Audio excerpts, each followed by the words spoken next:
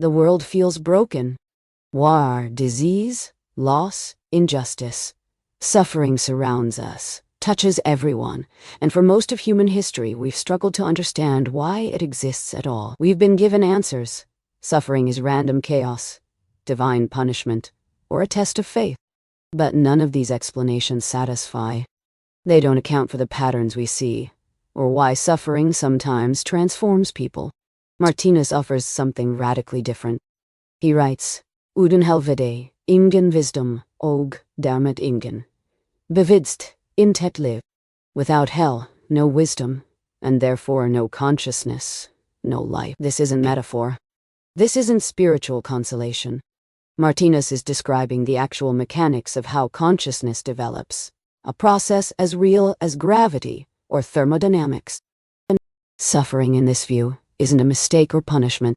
It's the friction that forces development, the heat that burns away primitive consciousness, the engine that powers evolution itself. So the question becomes, how exactly does this work? What is the mechanism that turns pain into wisdom? And if this is true, what does it mean for how we face our own suffering? To understand the answer, we need to look directly at what Martinus observed when he examined earthly existence. Not theories about afterlife, punishment, or metaphysical speculation. The actual suffering happening right now, in this physical world, all around us. Martinus poses a devastating question. What about the thousands who've starved to death? Who froze to death in the cold? Who died violently in war? Who became slaves to soul-destroying addictions that wrecked their bodies and turned their entire existence into a prolonged death process? What about them? His answer is unflinching. Yes. This vast ocean of suffering, every starved child, every frozen soldier, every person wasting away from disease, is exactly what the old texts meant by the consuming fire. It's already burning in the earthly human's soul and body. The hell that religions place in the afterlife. It's not waiting beyond death. It's already here. Every betrayal you've experienced, every devastating loss, every moment of crushing despair. This is the fire. Not future punishment, but the grinding friction of physical existence itself. This is what it means to exist in what Martinus calls the animal kingdom, the developmental stage, where beings still create suffering for themselves and each other, through ignorance, through selfishness, through lack of understanding. The stage where you learn by burning. But here's the critical insight that traditional religion missed. Fire doesn't only destroy. In skilled hands, fire forges. It tempers steel. It transforms crude ore into refined metal that can hold an edge. This is the contrast principle at work. The same force that burns can also refine. Which raises the obvious question. What is this fire of suffering actually doing to human consciousness? Here's what the fire actually does. It writes experience directly into your consciousness as unconscious memory. Not as facts you can recall, as wisdom you simply possess. Touch a hot stove once, and your hand pulls back before your brain can think. That's not knowledge. That's learned existence. Martinus put it this way. Through satisfying dangerous desires and experiencing the suffering they bring, the individual becomes enriched with experience, filled with knowledge and wisdom, until finally it knows the difference between dangerous and harmless desires. You pursue what looks appealing, discover it burns, and that discovery becomes part of who you are. This isn't intellectual learning. You don't read about fire being hot and truly understand. You touch it. The pain sears through you. Your body, your emotions, your entire being registers the lesson. That experience doesn't live in your mind. It lives in your consciousness. Every time you touch the flame and learn, something changes in you. Not in your thoughts, in your being. The metal in the forge doesn't remember being struck by the hammer, but it holds a new shape. Your consciousness is that metal, and here's where the spiral comes in. You've lived before, thousands of times. Every suffering you've endured across those lives didn't disappear. It settled into unconscious memory. You can't recall the specific events, but the wisdom remains.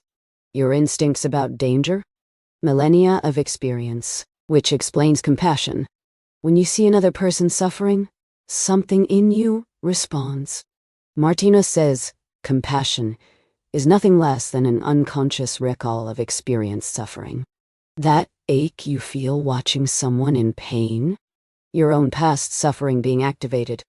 You can only feel for others what you felt yourself. The contrast principle.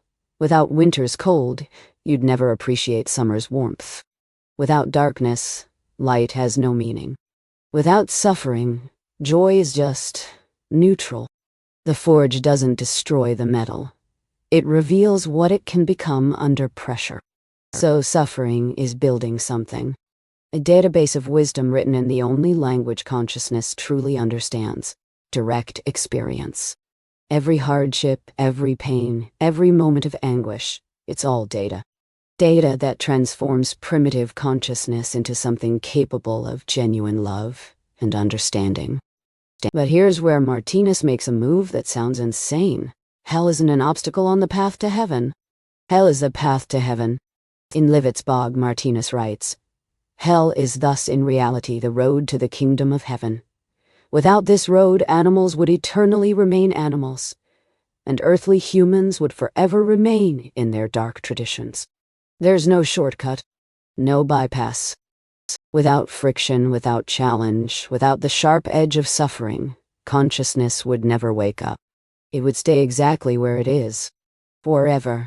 Martinus calls this forced development. If life were always comfortable, consciousness would fall into a sleeping state. Paradise without contrast doesn't create growth. It creates stagnation. Here's a physical example. Earth's axis is tilted. That tilt creates seasons. Winter is deadly. But that danger forced early humans to innovate. Fire, shelter, agriculture, planning. All of it came from friction. Same principle spiritually. Friction forces growth. Suffering isn't punishment. It's the heat that burns away what's primitive. The forge that shapes consciousness into something stronger, wiser, more capable of love. This is the answer. Why suffering? Because without it, there is no path. The contrast, the darkness, the pain. That's not the problem.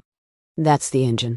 When Jesus warned of hellfire, Martinus says he wasn't describing punishment.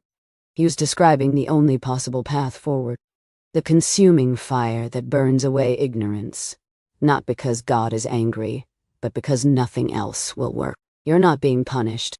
You're being educated. Every wound you've carried is writing wisdom into your consciousness that you'll never lose. Every loss teaches you discernment. Every betrayal teaches you boundaries. Every failure teaches you humility. The curriculum is brutal because the lesson is permanent. The universe isn't cruel, it's precise. It gives you exactly the friction you need to burn off what's holding you back. No more, no less. And here's what makes it worth it. The wisdom suffering carves into you doesn't fade. It becomes part of your eternal structure. Every hardship is education that lasts forever. So if you're in pain right now, if life feels like hell, know this. You're not stuck there. You're walking the road out of it. And every step is making you someone who'll never need to walk it again. The contrast isn't the problem. It's the engine. And you're becoming something that darkness can no longer touch.